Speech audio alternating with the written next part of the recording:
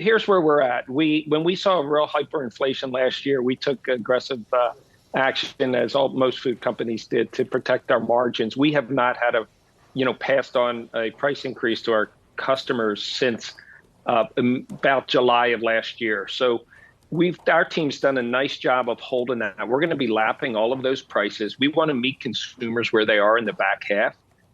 And we believe we're in a good position as we lap all of the prices, try to hold it steady, deliver value to our consumers in the back half, and see volume recover as we do things like family packs that provide more value to consumers, and use our productivity initiatives to hold pricings where they are. So it's certainly coming out of a spot. Our consumers are certainly feeling the punch, but we believe we're focused on that. We're focused on delivering that value to our customers, ultimately to our consumers, and expect to see that volume recover as our price impact inflation to the customer really goes to back down to normal levels. Andy, it's Brian here. Always great to get some time with you. I'm going to refrain from asking you if you've seen a pickup in your convenience store business with all these big lottery jackpots, but I will ask you this.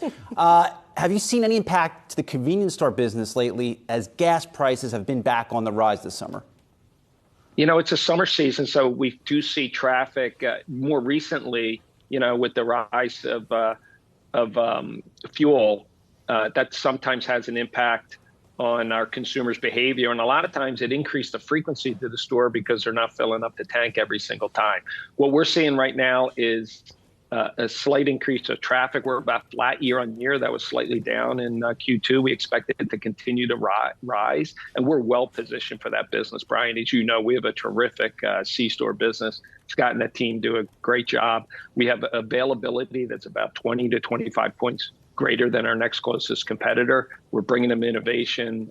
So I feel like we're in a good spot for convenience, but certainly we watch those fuel prices very, very tightly. Something that we've been keeping a close eye on within the consumer price index readings that we get monthly is this food at home figure. And that increased by about 0.3% over the month here. And the reason that we're keeping an eye on that is because that directly correlates as well to your business. If people are going through one less aisle and saying to themselves, you know what, I need to cut back on that particular part of my grocery experience.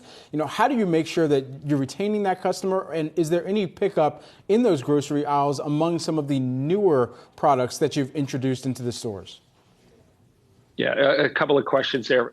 The first is we partner with our customers to really throughout the store. We have many points of interruption throughout the store. It's not just the aisle. You are right about the number of units in the basket to offset the price, but we're in a very accessible snack. And as I said before, we try to give our customers the right value. We feel like we're set it back to school. We sharpen value where we think we can. We launch value family packs, which are doing very well, which allow consumers to really participate in larger sizes, but a better value. So we do all of that and partner with our customers in a very good way to be able to take advantage of that. Related to our new items, they are really doing well. And that's one of the reasons why protecting our margins, but doing it not just through price, but through productivity, which our team's been able to do, is really important. It allows us to bring what consumers want. Our new Casbars offering is really off to a terrific start. It's a reimagined baked goods in a bar form that expands the consideration set into the $65 billion snacking universe for all of our consumers, and gives them really the quality of baked goods they expect for Hostess, but the indulgence of a bar and layers that they want. So these things like family packs and old-fashioned donuts and our zero sugar Bortman cookies are all ideas that we're able to bring to consumers because of our productivity initiatives. And that's what consumers are looking for in indulgent snacks. Andy, earlier on today, I caught up with Campbell Soup CEO Mark Klaus, and I see a lot of similarities between how he leads, how you have led. I see similarities in the businesses. You have both led turnarounds of these storied brands. He just made a big acquisition. I mean, do you think there's a deal to be had out there over the next few months as we might start to see a pickup in consumer packaged food? Is there a new category you want to get in? In Mark's case, he's expanding into higher priced pasta sauce. Yeah, Mark's a terrific leader. I've known him for over 25 years, despite being a West Point guy and I'm an Annapolis guy. He's a terrific leader, so I'm not surprised his success. He's leading Campbell's too. But very similarly, we look at the M&A landscape, and our frame of reference is around snacking.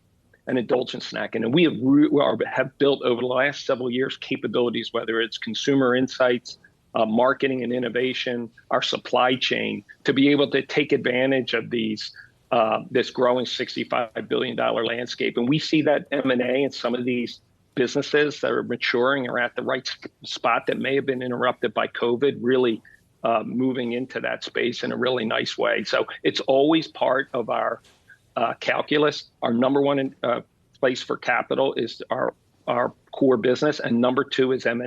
And our team's doing a really nice job of doing that. We're coming out of building out our Arkadelphia bakery, which expands capacity we need. And our next priority is M&A. We think we're in a really good job for that. And if not, our organic growth and our long-term algorithm will create great shareholder value. Well, the Traeger Grill's CEO once told us that Americans love grilling. And Andy, you've made a good case for Americans loving snacks today. Hostess Brands CEO Andy Callahan and Yahoo Finance's executive editor Brian Sozzi, thanks so much for the time.